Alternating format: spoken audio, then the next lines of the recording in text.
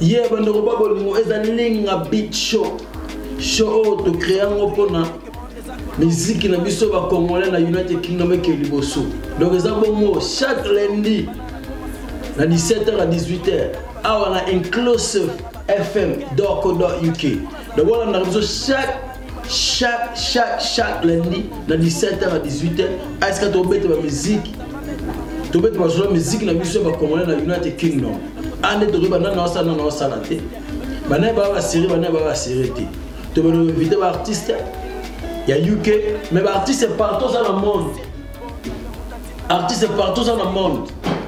Donc artiste partout dans le monde, tu n'as pas vidéo na email pas tu n'as pas vidéo na tomber ta mo.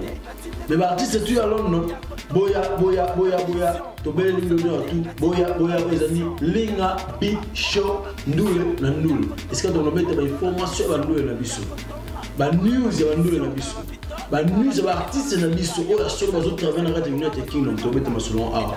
Donc présenter yemo animateur yemo Simon qui na tout ça nous regarde non nzamba linga la hip hop donc to vendre ma solo ozali linga beat show ndule o musique na biso ke liboso.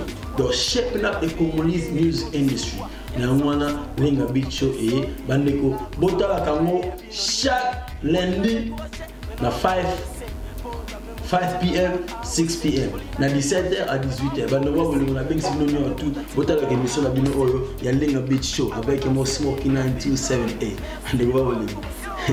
Yeah, linga beat show, linga beat show no inclusive. Donc les 3 hours, bon il y a 10 dans la place à mon nez.